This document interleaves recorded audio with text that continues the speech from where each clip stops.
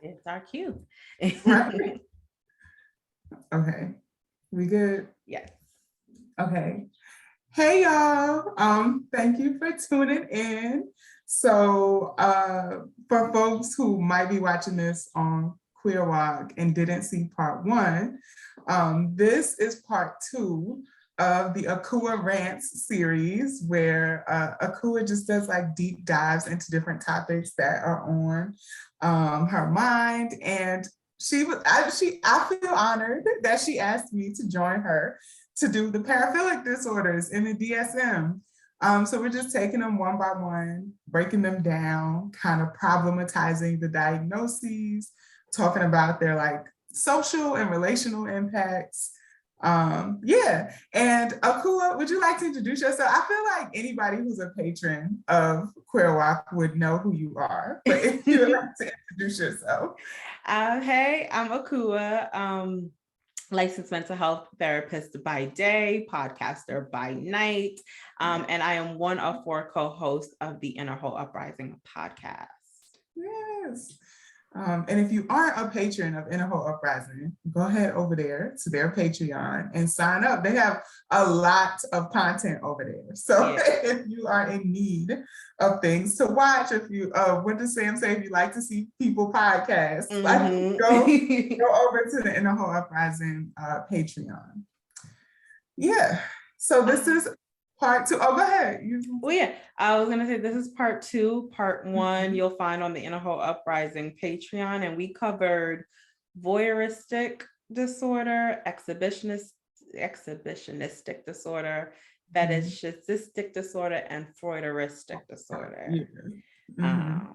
All the ones that are hard to pronounce. We did, we did those first.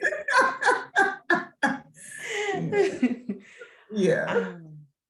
Have you had any like thoughts or reflections since part 1? Like when we talked through those? No. I think that we said a lot. We definitely covered a lot of bases and applied our kind of critical analysis to it. And I'm definitely hoping to do the same for the second set of 4, because as I was reading the diagnoses, I was like, this is getting a little, y'all making things up, but like, what's happening? I actually read 2 like outside articles other than the DSM, because I was like, this feels flimsy to me. But it felt so. Thank you. Yeah.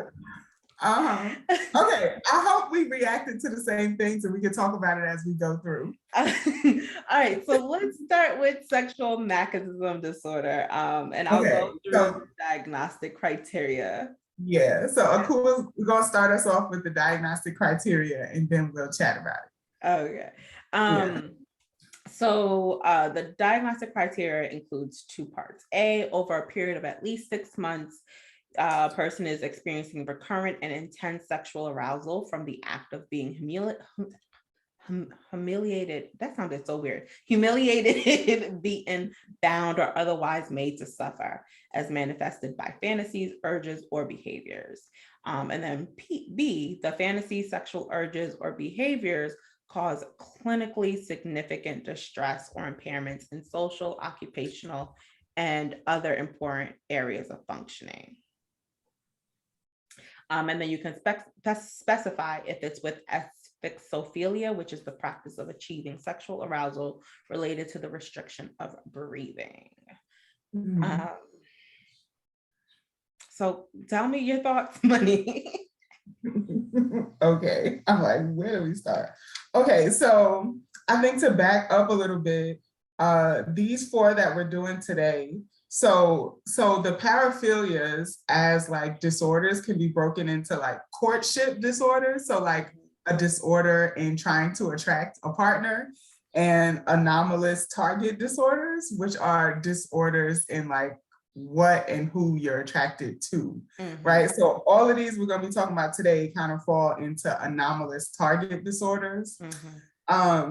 And yeah, so sexual masochism. All right, so I wanted to look this up because I remember last time we were like, why 6 months? That feels so like arbitrary. Yeah. So I looked it up and it still doesn't make sense. Because they just said 6 months sound good. That sounds good. They probably voted like all in favor of 6 months. They were like 3, nah, that seemed a little, but a year is too long. How long people gonna wait? Yeah. 6.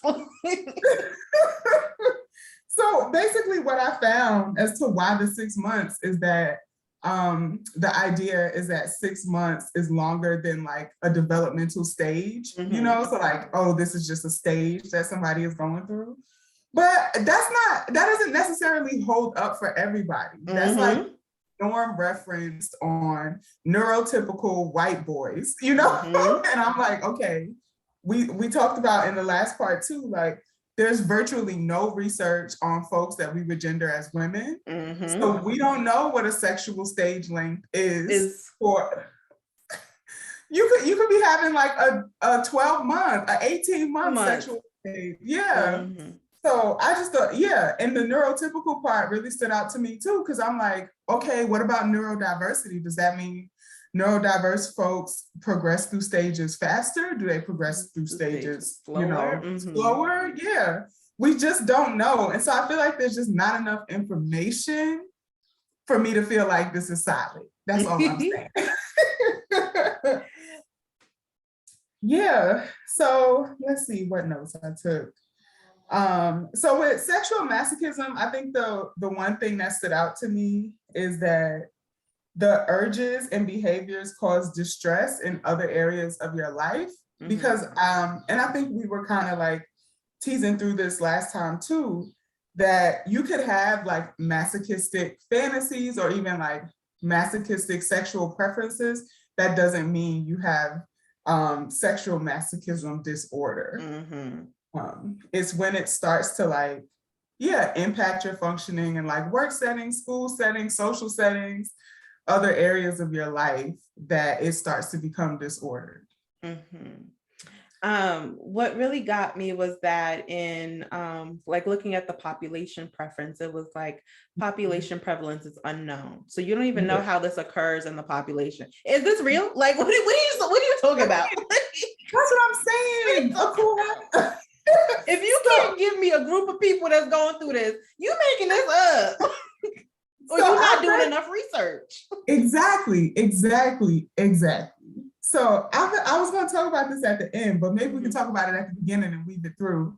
So I read this article. Hold on. Let me see what it was called. It's called Conceptualization, History, and Future of the Paraphilias. It's by Moser and Klimplotz.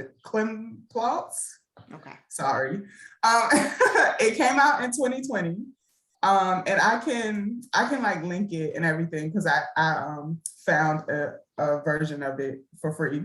Okay. But essentially that article is like questioning, like, are the paraphilias, should they even be in the DSM? Basically, it's like research is very flimsy. Research is also very gendered. Like we really only have information on like folks we would gender as men or, and yeah, it's just like there's so much unknown, so much like variation that folks usually only get diagnosed when either like the paraphilia has led to some kind of criminal behavior and then they're like ordered to see a therapist. And so they get diagnosed then.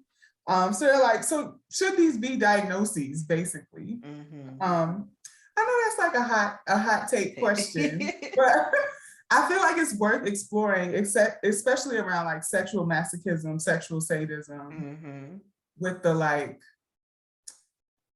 I just feel like the destigmatizing of other sexual attraction just makes the line between a paraphilia and a normophilia like very blurry. So yeah, sorry. And I definitely agree with that, because even as I read further, it stated the functional consequences are unknown. So like you're telling me that it needs to cause significant distress, but then you can't even tell me what that distress looks like. Like, how does this actually apply? We can talk theory and we can talk, but when we're looking at the population, how do I see this? If you're like, well, we don't even know how it shows up for people, how can someone's someone's own personal desire to be humiliated, beaten, or bound show up as an impairment at work? How? Please Yeah. let me Yeah. know. Like, I can't. Mhm. The only way that it makes sense is when we're talking about when it comes with asphyxophilia, Mhm. and that some people can be practicing that on themselves and go too Yeah. far where it leads to accidental death, because you're going to That, yeah. extremes to restrict your, you're going to extremes to restrict your breathing to reach that sexual peak. Mhm. And sometimes too far is too far. You can't judge where that is, especially if you're by Yeah. yourself. Yeah, because Agree. if I'm looking at this in like a partnered or like a two people situation, Yeah. your desire to be beaten, bound, humiliated, or whether else is tempered by that other person's decisions. So like Right. at some point they'll stop and say, no, They'll stop. this is Yeah. going too far. Mhm. Um, but if you're doing this individually, like that's the only way that I can see it being a problem. And by then, you're either in critical care or you're not here no more. Yeah. So how can I Mhm. then treat this? I can only treat this if you survive and are then Mhm. recommended to therapy. Yeah. Yeah. What you just said made me think of two things. One, with like partners, that like folks engage in things so that their partner can experience pleasure, Mm-hmm. but there's a point to which, so like with the asphyxophilia, like I know that I am restricting this person's breath to the point, so it's like Mm-hmm. to pull away and stop is a different thing. It's like to do this to a point where my partner can experience pleasure versus to do this to a point where I'm like hurting them. Like I am intentionally, restricting breath to the point of like death. That's, That to me feels like antisocial personality yeah. disorder, not, not sadism. So um, um well, I mean, at that point, the only way that could create an issue is if you get someone with sexual sadism disorder, someone with sexual mechanism disorder, and then they just like, here we go. That's an oh extreme pair. But yeah, the yeah. only other way that this will show up is in couples or Yeah. marital therapy or sex Mhm. therapy, where they're like, I'm just not into this, and he or she really he, Mhm. she, or they really wants this. But then there comes the remedy of like, you need to find a kink aware group and a consenting partner. Like, they don't want to do this Yeah. to you. This is not their Yeah. jam. They don't enjoy Right. it. This Right. relationship may not work if this is truly what Mhm. you need to engage in sexual activity. Yeah. Like, there's Yeah. no compromise in that. They don't want to do Exactly. it. Exactly. Right.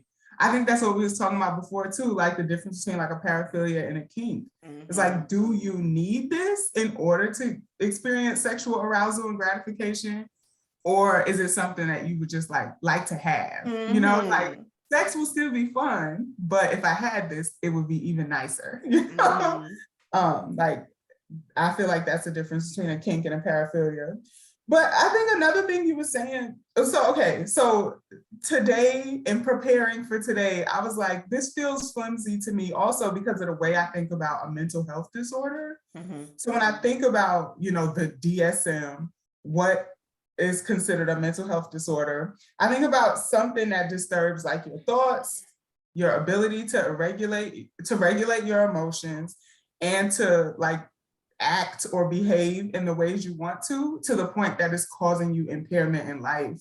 Mm-hmm. And exactly what you said, like I don't see how sexual masochism disorder would like do that. Would like Mm-hmm. cause you to not be able to regulate your emotions, your thoughts. The only way I can imagine is like, I don't know, like watching porn at work or like Mm-hmm. participating in like restricting your breath at work while you masturbate or something. Mm-hmm. But then that's not about, to me, I will say to me, because this Mm-hmm. might be a hot take.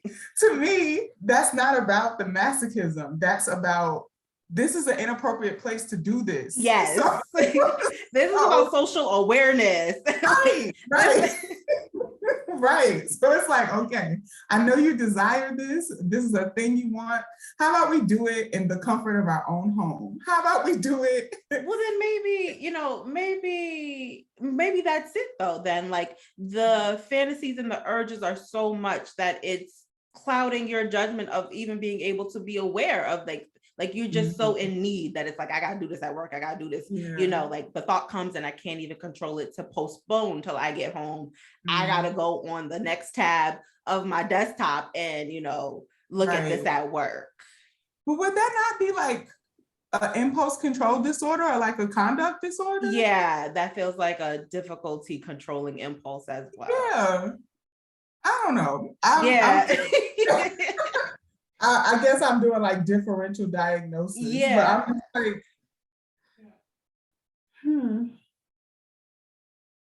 I think what I'm really feeling, if I'm being honest, like through reading through this stuff, is like one, I can't help but notice like the like complete absence of any kind of research interest in like women's sexual desires and pleasure, even if it's like quote unquote disordered or deviant. It's like we just don't freaking know. because the idea is still that we are not sexual beings. We're just here to have sex with, Right. It's like, you don't know what I'm into and you're not even asking, you're not looking at it, you're not even questioning. Your default is, oh, they don't do that. They don't do it. And like they're the ones who get sex done to them. Exactly. Yeah. But I actually agree with you. I think that this could be rewritten, or this diagnosis could be reframed to be a part of impulse control disorder with like a specifier. Specifier, yeah. Of like sexual, with sexual masochistic, urges. Because it is a problem with impulse. Yes. Yeah. Look at us rewriting the DSM. Yeah, come on. I'm like, we need to be hired and paid. All right. Add us to the next review committee. Like for real. Because they be getting coined to do these damn books. So especially when you're sitting here telling me that the preference and like you're admitting that the presence of this in the actual world, you just don't know. Don't know. You making it up. You don't know. You don't know the consequences of this. It's just like it's something I heard happens. I heard. What I feel like is really given is like, this is a social like taboo, so much so, like it makes people so uncomfortable to the point where like, we need to make it a disorder. Yeah. All right. So like sadism follows that. Yes. So sexual sadism disorder, again, over a period of at least 6 months, an individual is having recurrent and intense sexual arousal from the physical or psychological suffering of another person as manifested by fantasies, urges, and behaviors. And the individual has acted on these sexual urges with a non-consenting person, or the sexual urges and fantasies cause clinically significant distress or impairment in social, occupational, or other areas of functioning.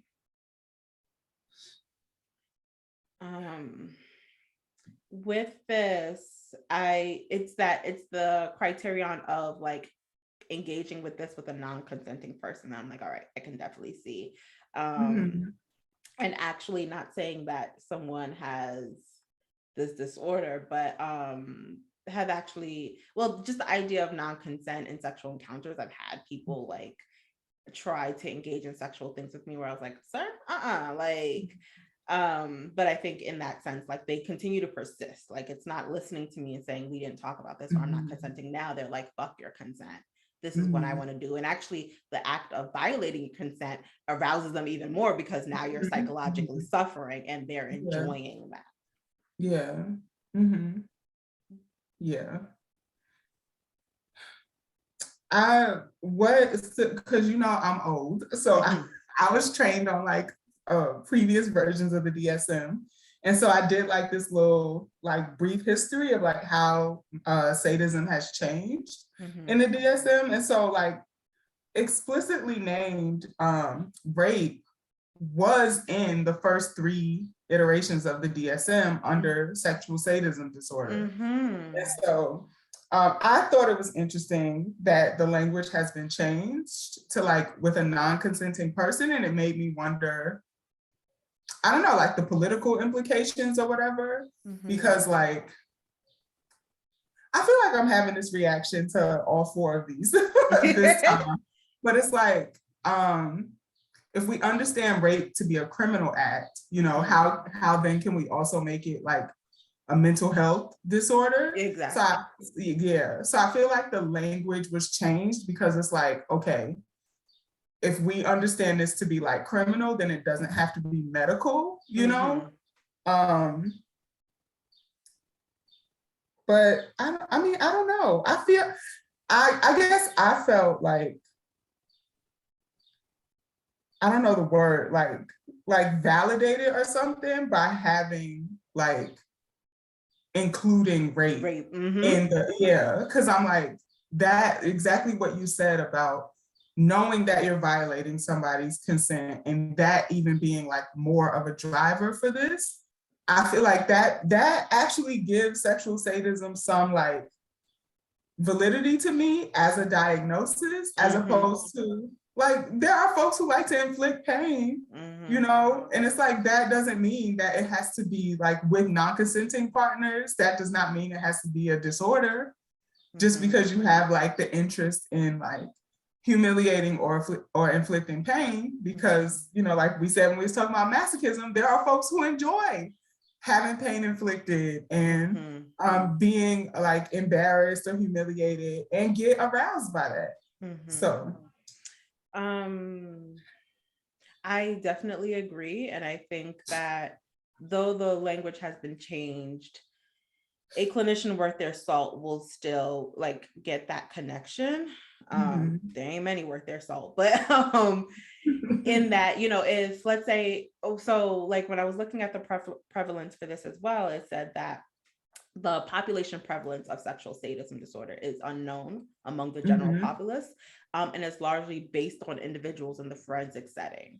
So I feel like if I was a crime, if I was a forensic psychologist, let's say, working in the criminal system, I would hope that a diagnosis for a serial rapist is sexual sadism disorder, and that there's specific interventions to rehabilitate them in the system, though we know the system does not rehabilitate. This is my perfect utopian world. That, you know, that is the diagnosis I would give as a forensic psychologist who evaluates this person, or forensic psychiatrist who evaluates this person, and can make recommendations for appropriate interventions to rehabilitate them so they can enter back into society and function within society. But the rehabilitation will focus on like not acting on the desires, right? So it would be a behavioral intervention. Okay, I feel like this is the part that I'm getting like hung up on, is like, and I don't have answers, and I feel kind of like, I don't know, like a bad abolitionist too, because I also feel like I don't have a like perfect utopian like idea of what rehabilitation would look like for all 4 of these that we're talking about today. You know, it's like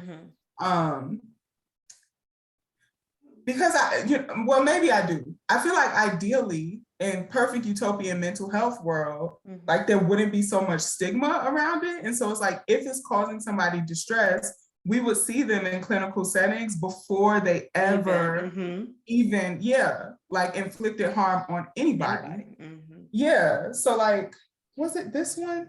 I didn't write it down, but like talking about like number of like non-consenting people they have to interact with. I'm like, no, this should not be like diagnostic criteria, because nobody should be harmed. You know?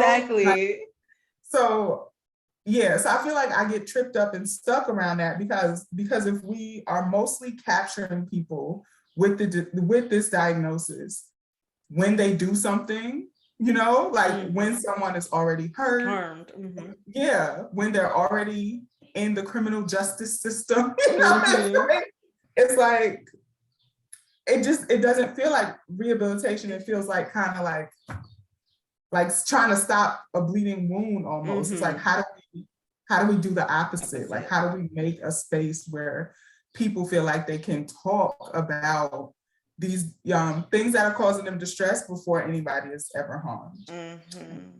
So. Yeah. Shall we move on? Yeah, you want to do the next one? Yes. So this one, child, it gave me a lot. Just like, I don't know. So pedophilic disorder. I tell you, I was just like, Okay. Okay. So when we were talking about sexual sadism, I was thinking about Bill Cosby. And whenever I read about like pedophilic, I think about R. Kelly. Like those are the classic abusers. That is it. So for pedophilic disorder, is over a period of at least 6 months where individuals having recurrent, intense, sexually arousing fantasies, sexual urges, or behaviors involving sexual activity with a prepubescent child or children, generally 13 years or younger. The individual has acted on these sexual urges, or the urges or fantasies cause marked distress or interpersonal difficulty. The individual is at least 16 years old and at least 5 years older than the child or children in criteria A. And then there's a note that says, do not include an individual in late adolescence involved in an ongoing sexual relationship with a 12 or 13-year-old. And I was like, so then where do I put them? Because where they go? Where did disorder for them? I don't think nobody in late adolescence, because late adolescence, we talking about 17, 18, 19 to be in a relationship with a 12 or 13-year-old. I mean, I'll even push that, because in American society, adolescence is expanding. 18, 19, 20, 21. What you do with a 12-year-old? Yeah. Like, I know y'all like to say adulthood is 18, but no. So like, what are you doing with a 12, 13? We don't put them, because they've been here. Like, I don't know what you're talking about. They're at least 16 years old, and they're at least 5 years older than that child. Yeah. Where they gonna go? And so there's like specifiers of exclusive type. So like attracted exclusively to children, and non-exclusive, which is like children are part of the attraction, but not only. And then it also makes specifiers around gender. I think those are useless. I'm like, a child is a child. Yeah, that's like, I don't know if we necessarily need to specify gender with that, but that feels a little homophobic. It actually does. Like, is it worse if this is a male offender attracted to a boy? Like, no, a child is a child is a child. Like, exactly. Okay. It feels like the like leftovers, or like the ripple effects from when being gay, like like homosexuality was in this part of the DSM. I feel like things like this are like leftovers from that. It's like we're not saying it, but we implying that it's so. Woo. Akua, how do we talk about pedophilia? I don't know.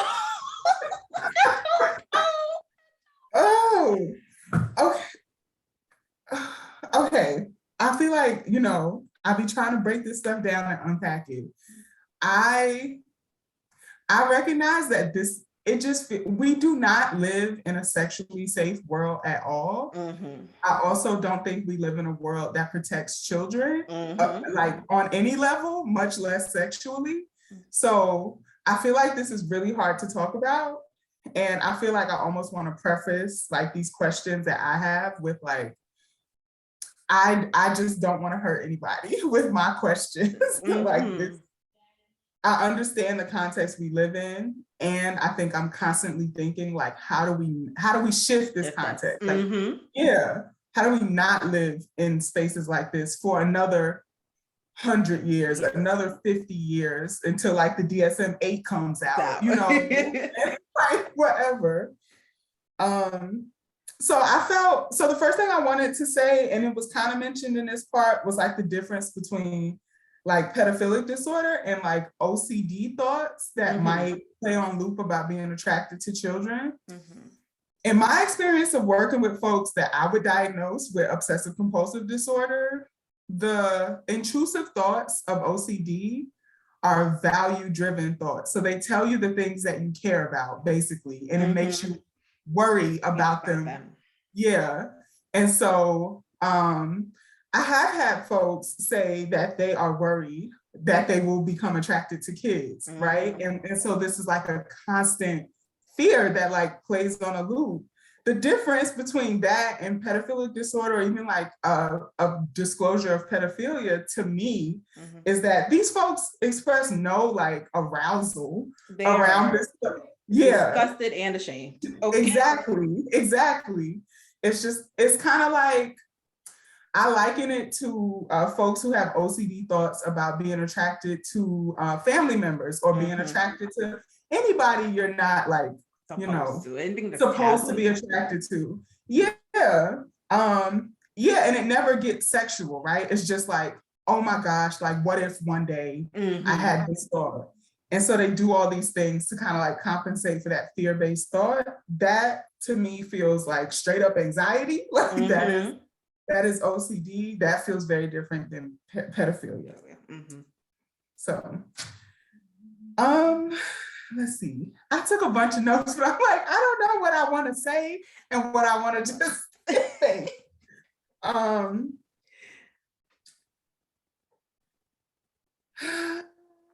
Well, one, this is a safe space. And I think that your thoughts, you having these thoughts as a mental health professional is going to give a voice to our viewers who have these thoughts and have no other framework to like conceptualize it. We have like a clinical background to kind of put this in frame too. And they're just like, I don't know what's happening. Yeah, you're right. So I was thinking about, there was this professor at Old Dominion University who was like fired because they had published this paper about changing the language from like pedophile or pedophilic disorder to minor attracted individuals. I don't know if you heard about this. It happened like a few years ago. Maybe like 2015, 2016. And his like justification for changing the language to minor attracted individuals was to like get more folks to seek help before they harm a child, right? And so the idea was to like destigmatize in an attempt to get more folks to seek services. But people just had like a reaction. Like, like, it was you're just trying to normalize it and exactly make it okay for them. And right. They're like, minor attracted individuals sound like it's okay. And I think the thing I want to say that I'm like, I don't know if I want to say this, is pedophilia is not synonymous with childhood sexual abusers. Like, not, and I don't know if this is useful or helpful. That's why I hesitated to say it. Is like most folks who are diagnosed with pedophilic disorder have not offended, like have not abused a child.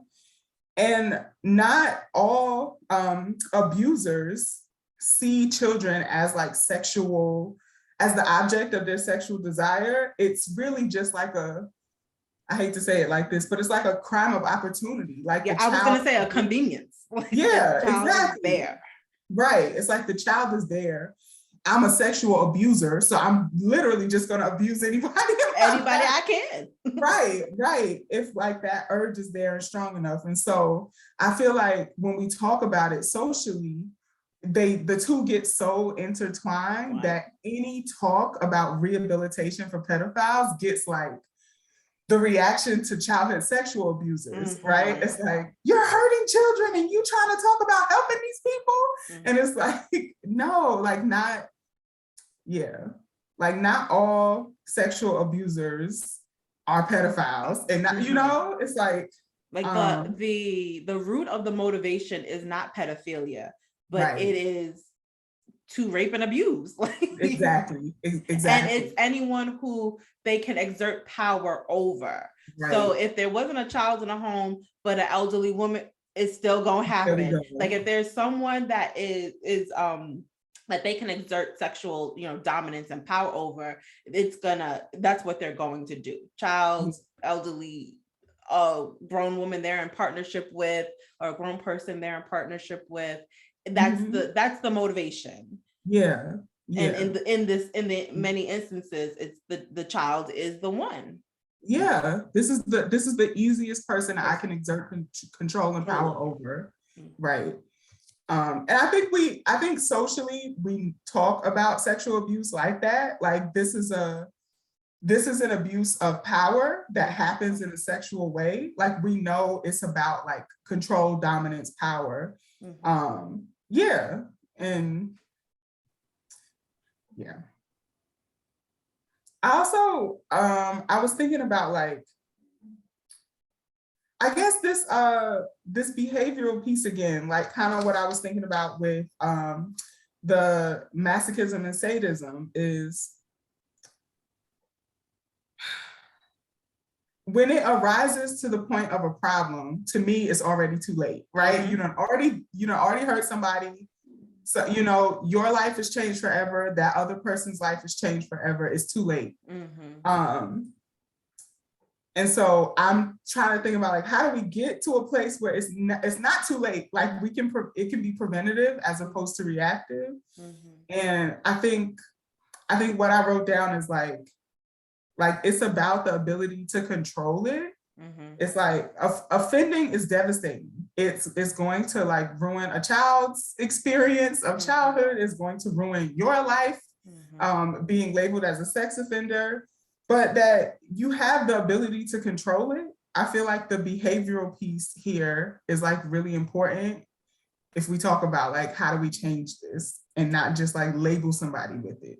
I just want to interject, and I want y'all, everyone who's listening, to hear how Money just phrased that. She didn't say that this was going to ruin the child's life, because there is therapy and help to gather pieces of life. It ruins the child's childhood experience. That's a true therapist right there. Okay, y'all. That's a true therapist. I was like, wait a minute. Yes. Get that out. Thank you, Akua. No, I've been really trying to work on because I think people start to like identify as their trauma. You know, it's like who I am is this person that survived all this stuff, and I'm like, we don't have to be. You know, like that does not have to be your identity. Exactly. You can have an experience that was devastating, that was traumatic, but that doesn't mean that's all you are. It's like the remnants of that experience. And so I be trying to work on my language to, allow for other stuff. But yeah, but this I'm just like, I don't know. It's like the criminality and the mental health piece, they keep like, it's like double dutch to me in my head. And I like the way that you framed it, and that motivates me to look at myself, because I always say like that's a hard stop for me. Like I don't think I can get beyond my own bias to work with a pedophile. I don't got it. I'm sorry. I know, and I may do more harm in the situation than help. But I just can't. That reaction, comes up for me personally as well. Like, and I don't think I can hold space, be empathetic, and understand if you're, an unconditional positive regard. If you're sitting across from me talking about you think about kids, like, especially as someone's mama, like, oh, so you gotta forget about all this. even the face you just made. You gotta, like, come on now, like, I just can't do it. I just can't do it. It just shows like I'm gonna have to find somebody to get you to, because I'm not the girl for you. I'm sorry. I agree, Akua. I was teaching ethics last summer, and I was in my ethics class. I was like, this is a hard stop for me. Like if I'm being honest, like anybody who abuses kids in any way, like is a hard stop for me. I find it so hard to like let my reactivity down to be helpful to a person, I'm just like, I can't, like kids literally have done nothing. They just out here, it's like, and how could you harm? I don't know. So it's like really hard for me too. And I just think about like, how do we get to a generation of children who will like never know what it means to have like been sexually violated, It's like, how do we get there? And yeah, there's got to be some therapists that have the like the tools. I ain't got them, but and that's the thing. How can we get to a place where it's destigmatized or people can reach out for help when so many therapists are like, this is a hard stop for me, it's like, then where are you getting the help from? Because we're all against it, yeah, because I don't know if I agree with like the medical approach to treating like sadism and pedophilia, which is basically just all the research is based on men, right? So the medical approach is to just give them medication that basically suppresses their desire to want to have sex at all. Yeah. And I'm like, okay, however, it's like, what if they stop taking the medicine? That also really focuses sex on like penis sex, like somebody got to have a erect penis in order for sex to be happening. I'm like, you can have sex in so many other ways. Like that, to me, that doesn't stop the violence at all. Like just to give folks medication to not be able to have an erection. So, and my whole idea of medication is that it is to be a tool to help you reach functioning in a way that's good for you. That includes sexual functioning. So if we're stripping someone of complete sexual libido, what about they're not living a full life? Right. Yeah. It's too much and I feel the emotion running through me now. I just can't. Yeah. You all right? Yeah, I'm good. It's just like, this is a lot, Lord. It is. I feel like I ain't got none of the answers when it comes to specifically, I feel like when it specifically comes to sexual sadism and pedophilia, it's just like I do not have any of the answers. I can't even in my most like wildest feminist imaginations like conceive of what I would think a treatment approach could be. Because I feel like there's so much, we have to show kids we care about them in all the ways. It's like, that to me is like socialized childcare, like people who actually want to be caring for kids are caring for kids, and like, free access to food for children, like all the ways that we can show kids that they matter in a society before it even gets to the point of talking about like sexual harm to them. So I don't know. I ain't got no answers. Okay, let us move on. Okay, last but not least. I actually have two more.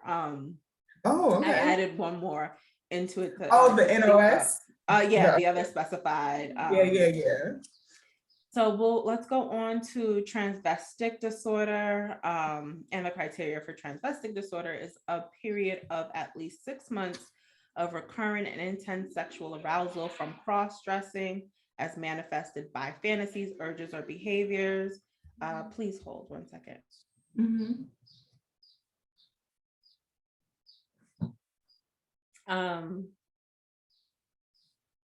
Recurrent and intense sexual arousal from cross-dressing as manifested by fantasies, urges, or behaviors. And the fantasies, sexual urges, or behaviors cause clinically significant distress or impairment in social, occupational, or other important areas of functioning. With a specification of fetishism, if individual is sexually aroused by fabrics, materials, or garments.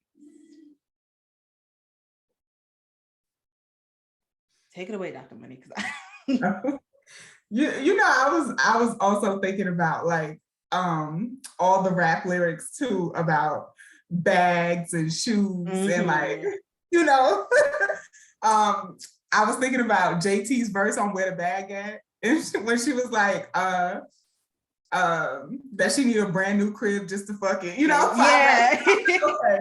The shoes is what she needs just to suck. You know, I'm like, okay, is this mainstreaming of transvestic disorder? But I feel like with this, I kind of obviously wanted to talk about the queer phobia that goes into the DSM and kind of differentiate this from like other queer phenomena. So I think the key to transvestic disorder is the sexual arousal from dressing in a gender you don't identify with, and that it can be specific to like certain materials, certain garments, and the autogynephilia, which is like imagining yourself. And this is how specific it is, right? In the DSM, it talks about imagining oneself as a woman and being aroused by that. So we're already assuming that the person is not a woman. Well, right? yeah, like first stop. This is very geared towards someone who is AMAB or, you know, gendered as male. And you have a problem if you're putting on what is gendered as female or women's clothing. Yeah. I don't even think they've taken into account any type of reverse or any type of compilation in that. They're like, no, this is very male centric. Yep. And I took offense to that. I took that personally. I think it reveals the like restriction of sexual expression that AMAB folks get to experience. And also it thinks about gender in this two way, like the way I worded it was like sexual arousal from dressing as a gender you don't identify with. That allows for multiple genders, but the way that it's talked about is like, you're a man who gets turned on from dressing in women's clothes. And I'm like, okay, so that assumes that there's only two genders, that like clothing is inherently gendered. This is kind of bizarre, because I feel like if you really started to peel back the layers of this, all you would really get is like misogyny and stereotypes. and queer phobia. Yes. Yeah. Because there's no mention of like women in this at all, like folks that we would gender women. So it's like, who's to say that a person who is either like assigned female at birth or socially gendered as a woman doesn't experience arousal from dressing in clothes that we would not perceive as like gendered for a woman to wear? Who says? Who says I don't feel like Big Daddy when I put my Timbs on? You know? Exactly. And I think, you know, it's not the issue because, again, male is the standard. So, and I feel like I heard similar sentiments on Marsha's plate of like the transition of trans men, and that it's not this sensational thing because you're not giving up power, you know, to become lesser than. You're transitioning and, you know, you're moving in the right direction of the patriarchy. Like, so yeah, that's not disordered. Of course, everyone wants to be a man, penis envy, blah, blah, blah. Right. Yeah. Yeah. And it reminds me in like one of the early seasons of Orange is the New Black, where the warden says something like really transphobic about Laverne Cox's character. And she's like, who would give up being a man? That's like winning the lottery and like giving it back. You know, it's like, that's really the perception that I think these folks who create these diagnoses have when it comes, it's like straight up patriarchy. It's like, of course it's not an issue if you want to be a man. Like that's a good thing. We actually reward that. But a whole ass disorder if you find yourself more attractive if you want to dress like a woman, because it's like, I think what also bothered me about this, and I've been dealing with this lately because I've been called a femme more since moving to Philly than like ever in my life. It also assumes that all women are femme. Right? That like women's clothing means this like, stockings, lipstick, dresses, high femme, silk and satin, beads and all the things. And yeah, I just think my idea of woman is much broader than that. It especially feels racialized and gendered too, racialized and regionalized when it comes to gender expression too, because like a high femme in like New York looks a lot different than like a high femme in like Tennessee, or Kentucky, right. Yeah, and I think race plays a lot into that too. I'm still fumbling through this, but I'm like, I think the criteria for being a high femme as a Black femme is very different than criteria for being a high femme as like an Asian femme or a white femme. Oh, can you elaborate? We just have different. I think we have different expressions of femininity. We have different styles, So I just think it looks different, and this feels like it just shrinks it all down to like, no, women's clothing is this. And it feels like it assumes white femininity. Yes, it does, blanketly. Yeah. So the two things I wanted to make sure I said is that transvestic disorder is not drag, right? I think whenever I've been in like diagnoses classes, people always bring up drag, and I'm like, what? How do you not see the difference? So drag is dressing in a gender you don't identify with for a performance. It's a costume. It's entertainment. It's entertainment. It's an art form. It's like, duh.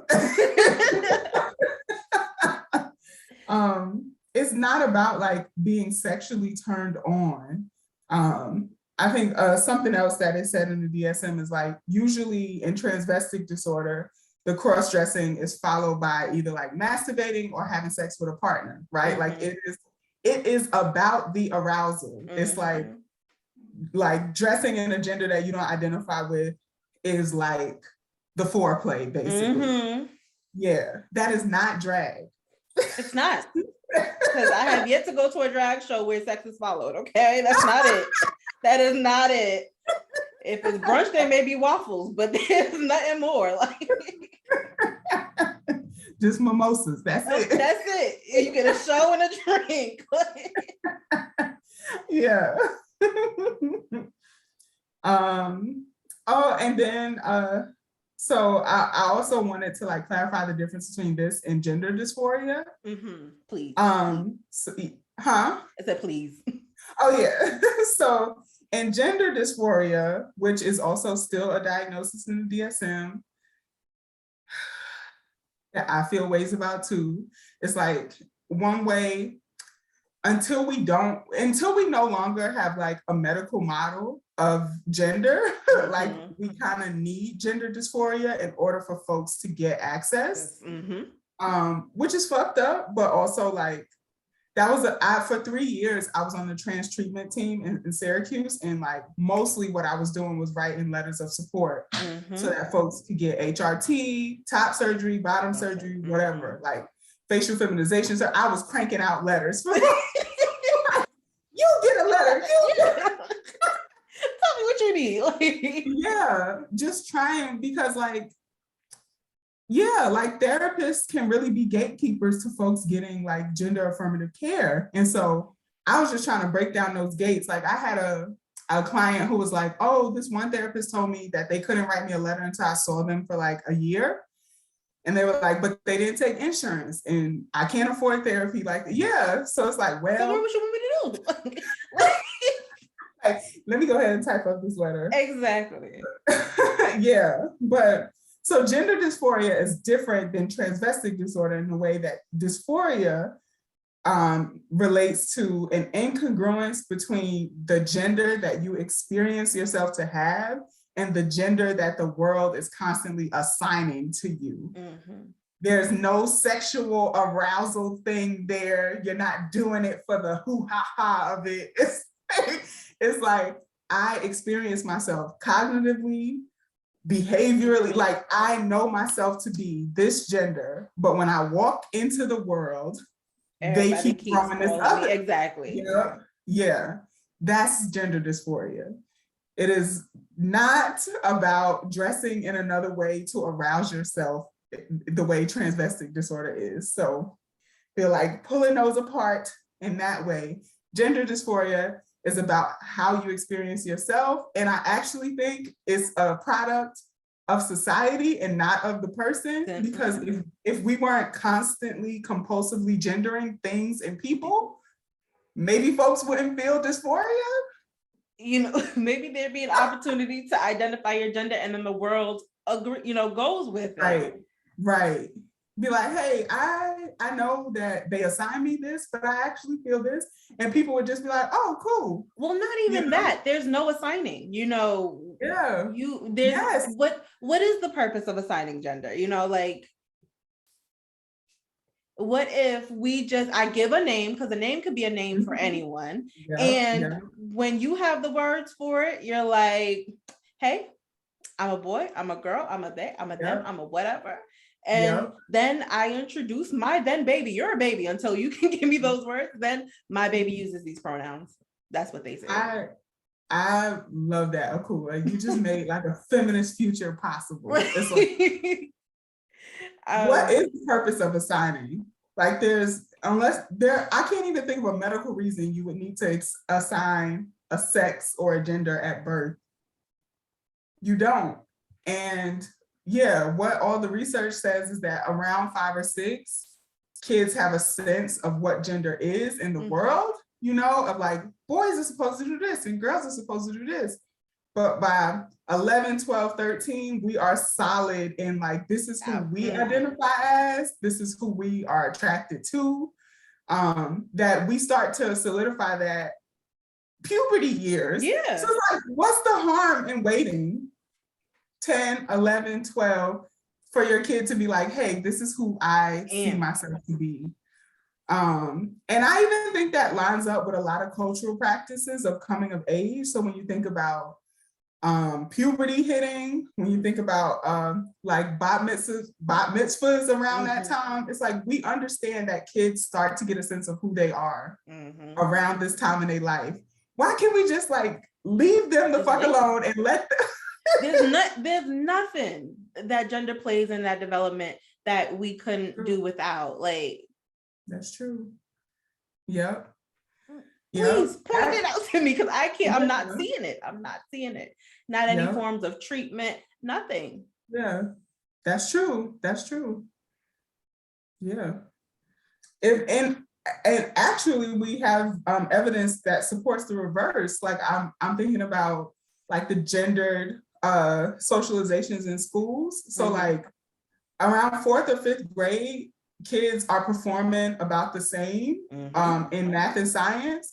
But then we see this huge drop off around 8th grade, where like kids who are gendered as girls are doing a lot less well than their peers who are gendered as boys in math and science subjects.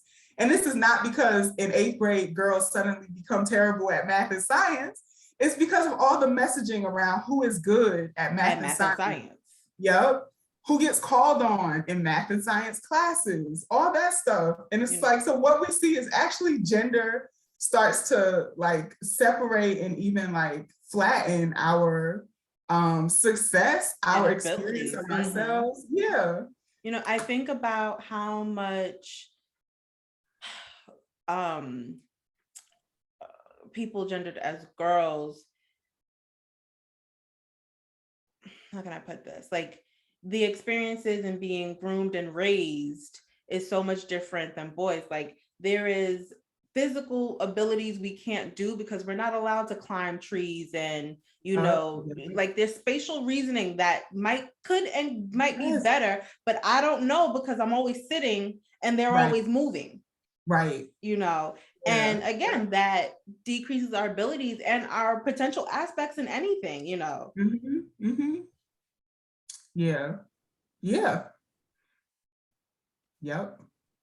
You know, it was a skill I had to learn of like depth perception while driving, because I didn't have that. You know, boys Yeah. run at full speed and can Yep. tell you that Yep. they're gonna get there and stop. And I'm Yeah. like, you know, I don't know. Like, I'm very cautious, and Yeah. that's a skill I had to learn in adulthood because I didn't get that. You know, Mhm. Mhm. it's so much. Yep. I know. And then they like, oh, why are there no women NASCAR racers? Why do you think? You know, or few. Like, why do you think? Yeah. Because y'all Yeah. wasn't letting us do it. Y'all wasn't letting us do it. That's basically it. Yeah. Mhm. I think I had anything else about With trans- the autogynephilia, that Mhm. when I read, you know, if sexually aroused by thoughts or images of self as a female. Oh no, not that. With the whole idea of transvestic disorder and cross-dressing, there is a poem in the book Bone by I can't say her name. Yersa Dally Ward. Oh, Ursa Daly Ward. Is Thank that? you. Yeah. Yes. Mhm. And it came to me, I was doing this late at night, so I couldn't really find the poem, but it was like this it was a story of a guy. Well, really, it was just a story of a hate crime about a guy that was cross-dressing.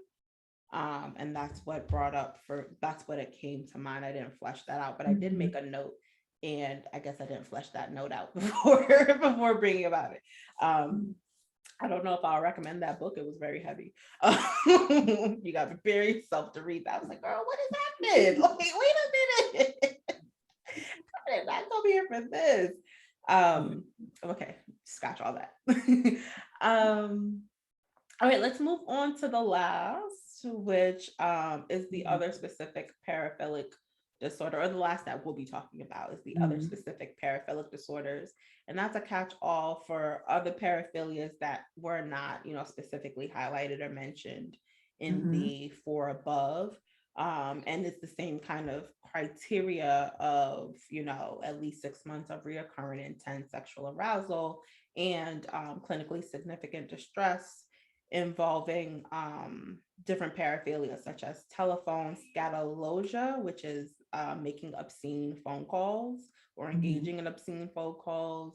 And that made me think of how that differs from phone sex.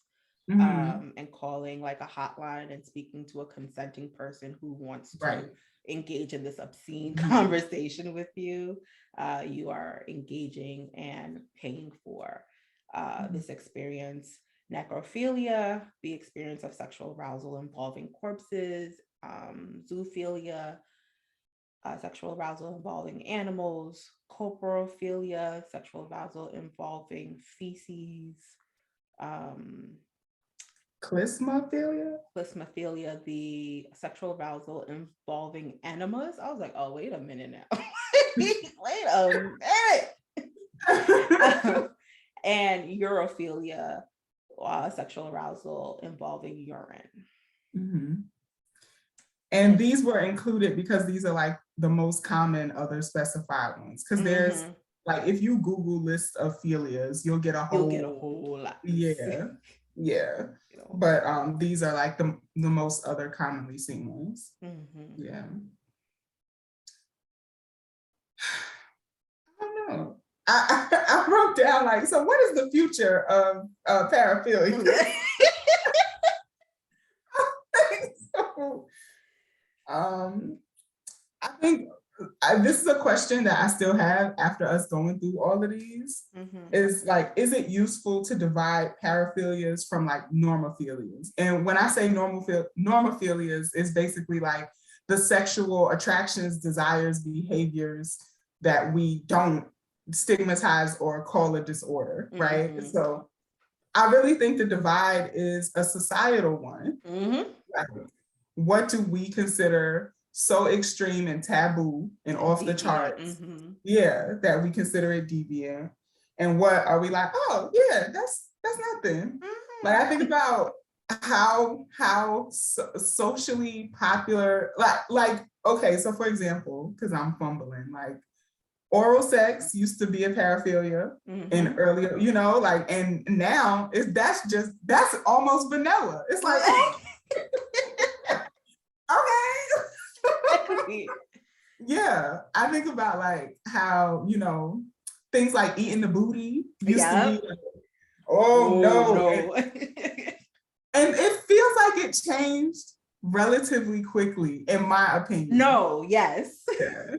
Like, yeah, I don't know why, but I feel like the earliest I can remember the destigmatizing of like oral sex for like folks who have vulvas, is Lil Wayne talking about eating it all the time in songs. And I feel like, Lil Wayne contributed to the normalization of like women getting head. Because before that, I think it was nothing but like women saying it, like we had like the Lil Kims and the Foxy Browns. But I feel like I remember songs in which men were like, I'm not doing that.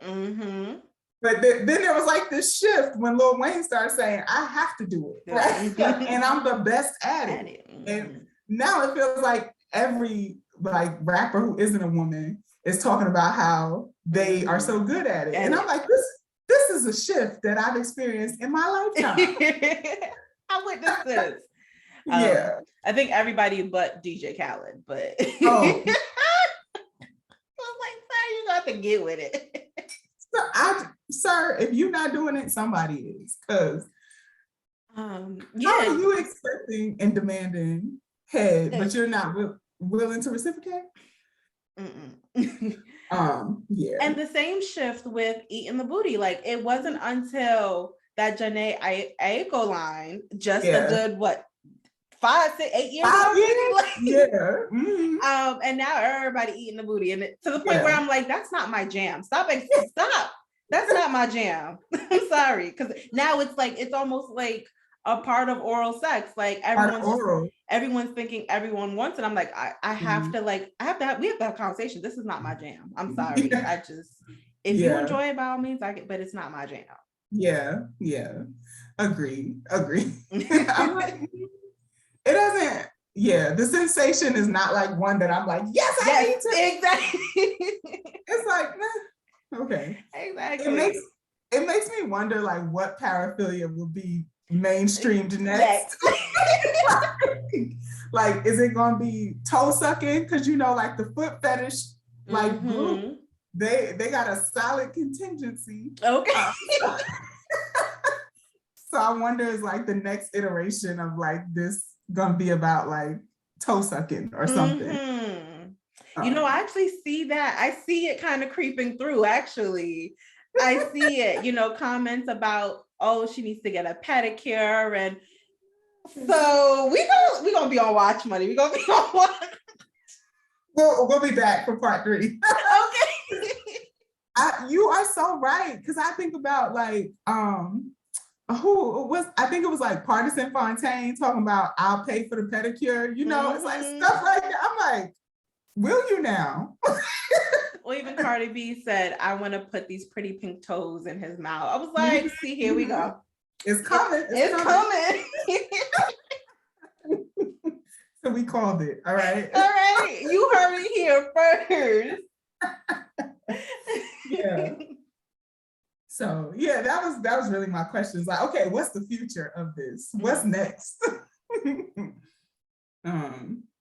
And I don't know. It's like, will we get to a place where we see paraphilias like totally removed and deal with their like criminal and behavioral implications as opposed to picking which sexual behaviors and desires that we stigmatize and make into mental health disorders?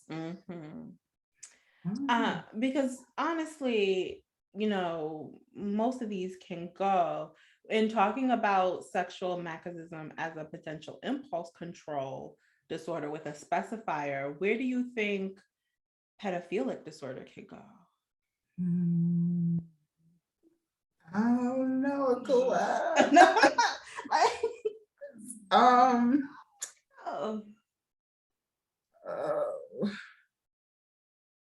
So in that article I was reading, they use this example and they're like, we mostly diagnose pedophilia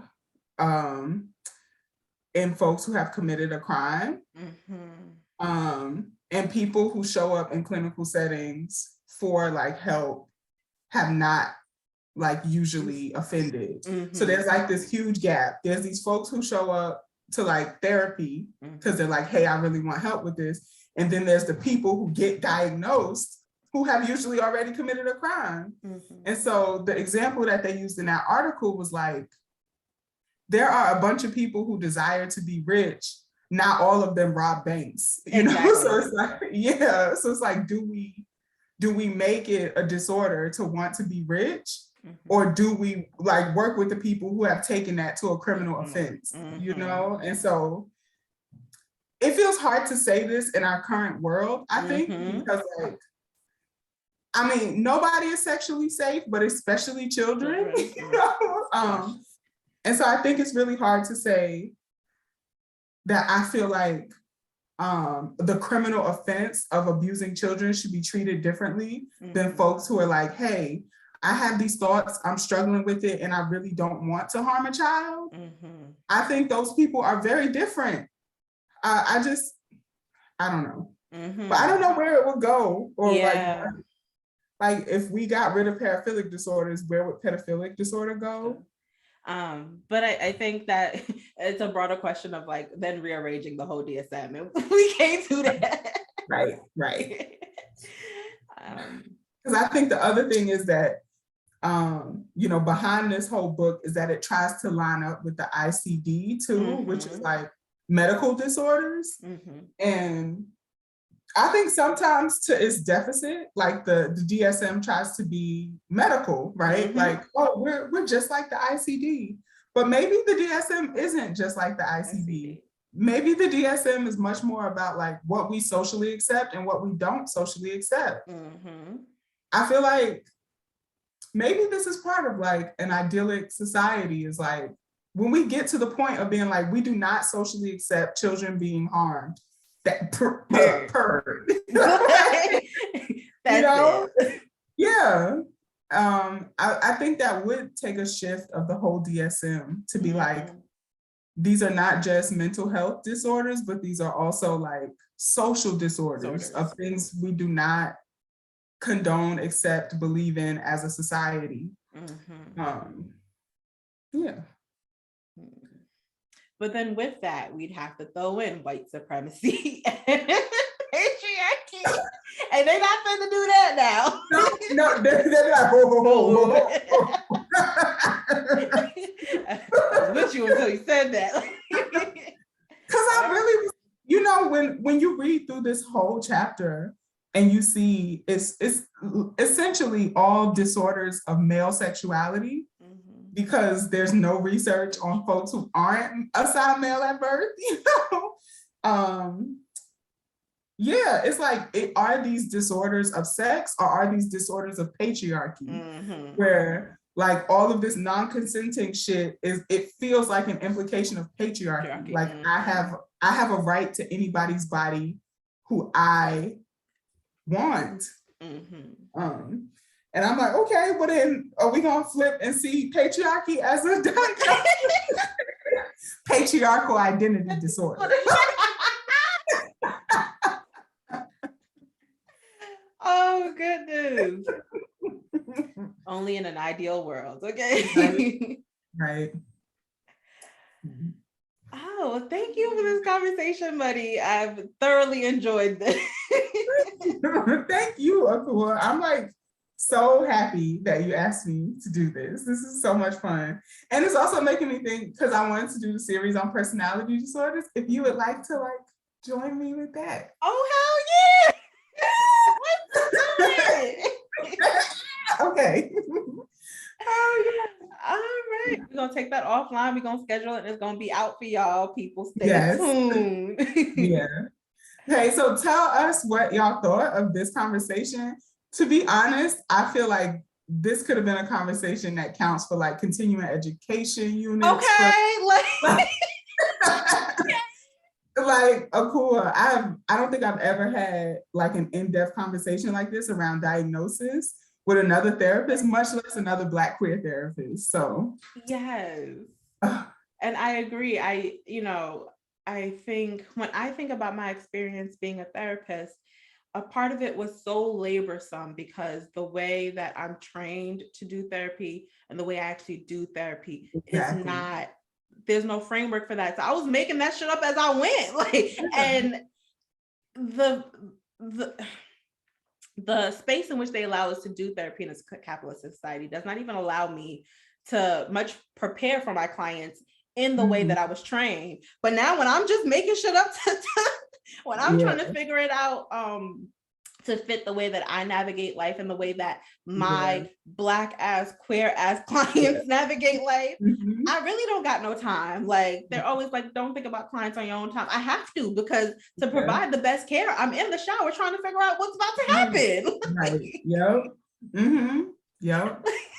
Like it's not 15 minutes before the session. Like it is on my drive to the supermarket. I'm like, well, Sally said this. So yeah. let me research just to make a note for that. Like it is my waking life. Yeah. All the time. And that's like the prep work, but the after work too of like, okay, how did that session relate to our like treatment goals and all that stuff? First of all, that's off the clock hours, right? Like you're not getting paid for that time.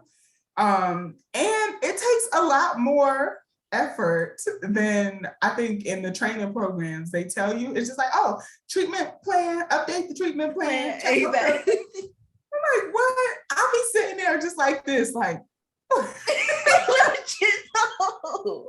my notes. Okay, Sally said this. How does that connect to what our goal was? Exactly.